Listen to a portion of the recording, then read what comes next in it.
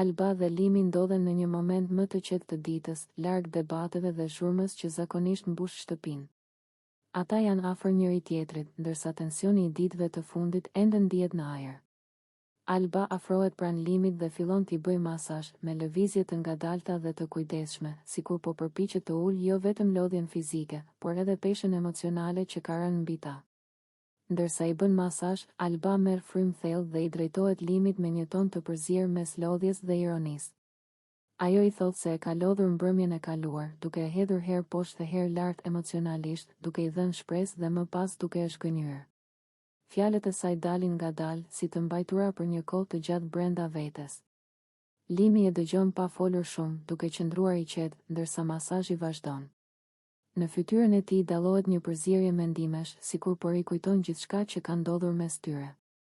Alba vazhdon të flasë, duke shpjeguar se nuk i pëlqen të ndihet e pavlerësuar apo e përdorur, dhe se këto ulje ngritje e kanë lodhur më shumë mendërisht se sa fizikisht. Atmosfera mes tyre bëhet e rëndë, por jo agresive.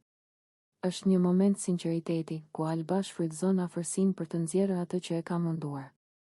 Ajo thekson se nuk është e lehtë të qëndrosh në një marrëdhënie ku ndjen se nuk ke stabilitet dhe ku emocionet luhaten nga një ekstrem në tjetrin.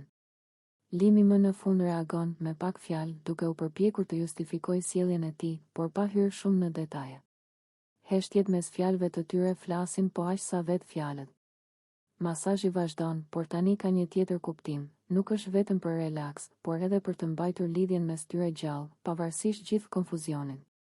Ky moment i qetë, i mbushur me tension të nënkuptuar dhe emocione të papërfunduara, tregon edhe një herë sa e ndërlikuar është marrëdhënia mes Albës dhe Limit.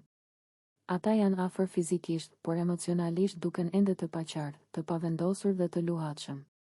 Pamjet vazhdojnë pa ndonjë kthes të më e njëhershme, duke e lënë situatën të hapur, ndërsa publiku kupton se mes tyre ka ende ndjenja, por edhe shumë lodhje, dyshime dhe fjalë të pathëna që presin të dalin në pa.